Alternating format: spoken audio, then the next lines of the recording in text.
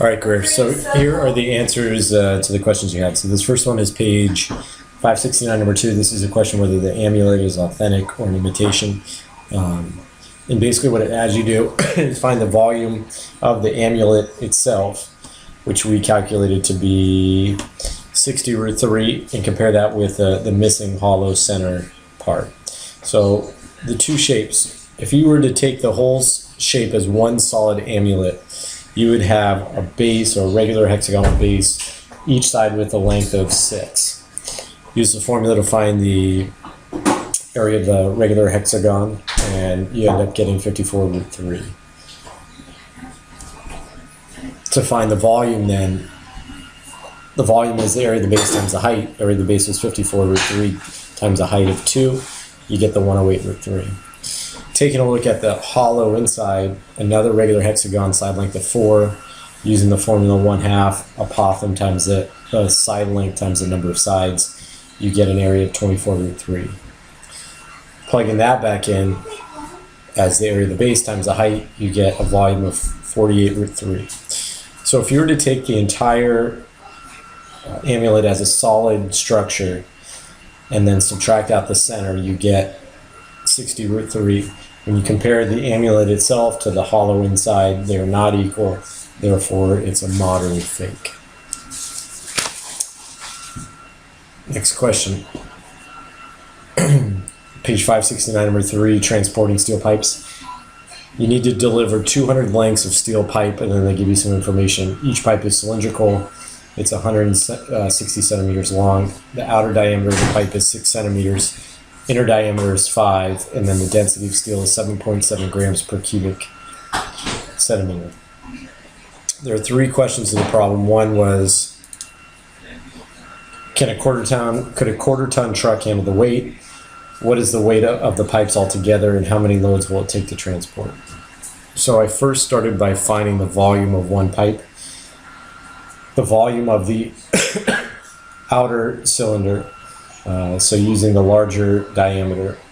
The diameter was 6, which gives us a radius of 3.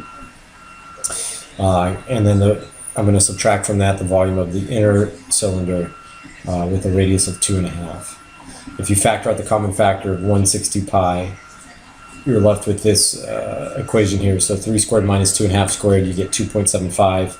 Multiply that by 160 times pi, and I use the pi button for accuracy, and I got the volume of one steel pipe to be 1,382 and 3/10 cubic centimeters.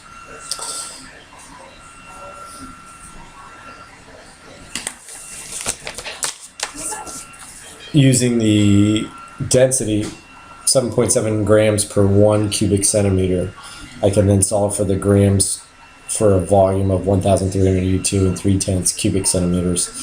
Gives me the weight of one pipe of 10,643 and 7,100 grams. Convert that to kilograms by dividing by 1,000, and you get 10.64371 kilograms per pipe. Multiply it by the 200, and you get 2,128.742 kilograms as the total weight of the 200 pipes. So coming back up here to answer the question, can a quarter ton truck handle the load? The answer is no. Quarter ton, quarter of 1,000 is 250. So clearly this is greater. What is the weight of all the pipes? We calculated that, and how many loads will it take? If you take the total weight divided by a quarter ton, you get approximately 8.5. So it's going to take her 9 total trips. Page 570, number 8, determine the thickness of a hollow steel ball. So it gives us the volume of steel as being 0.28 pounds per cubic inch. It also gives us the weight of the ball as being 327 to 3,600 pounds. So I can set up a proportion to solve for the volume of the steel. And so that volume is 1,169 and 1,400. Once I know the volume, I can then start to break it down between the outer and the inner spheres. I know the total volume. I know the radius of the entire sphere, but I don't know the inner radius, or the radius of the inner sphere. So I factor out the common factor. and then solve for r. And as you do that, you can see the calculation will eventually get you down here to a radius of approximately 4. Therefore, the thickness of the ball is about 3 inches. If the outside, if the outside was 7, the inside was 4, gives you the difference of 3.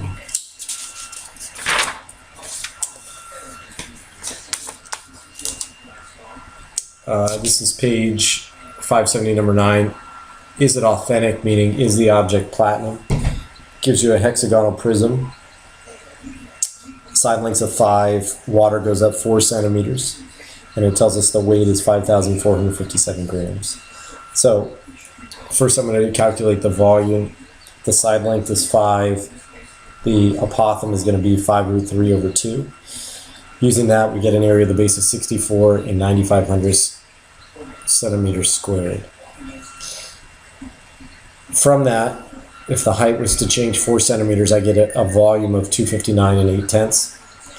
Calculating the density of weight divided by volume, I get a density of approximately 21, or more specifically 21.005. The platinum density is 21.40, therefore the object is not platinum.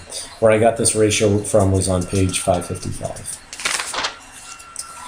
Okay, moving on to your second page here. This is page 571. This is homework 1110. Question number 25. You're finding the total surface area of a cylinder with a hemisphere sitting on top.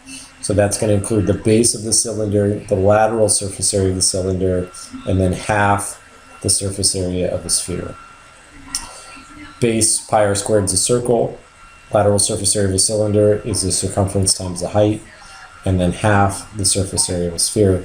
You can plug in the numbers and see you get 99 pi centimeters squared. Question number 27. You have a hexagonal prism with a cylinder that's bored out through the center, and you're going to find the volume of what's left. We're going to do that by finding the volume of the hexagonal prism and subtract the volume of the cylinder. And I think you're good to go here. The only thing I would add is if the side length was 8, the apothem would be 4 root 3, and that would help arriving at that figure there.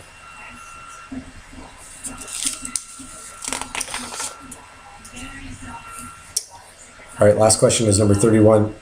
The question referred to what percentage would a sphere take up if it was placed in the smallest size box possible to contain the sphere? And really the key here is knowing that each side length of the box would have to be 2 radii. So you would have a radius going in one direction and a second radius going in the other. So in other words, each side length of the cube has the length of the diameter of the great circle. So the volume of a sphere, 4/3 pi r cubed. Volume of a rectangular prism, assuming that each side has a length of 2r, would give you a volume of 8r cubed. If you were to write that as a ratio to get a percentage, the r cubes cancel and you're left with 4/3 pi divided by 8. When you do that calculation, you get approximately 52%, 52.4%. And that's it. Hope it helps.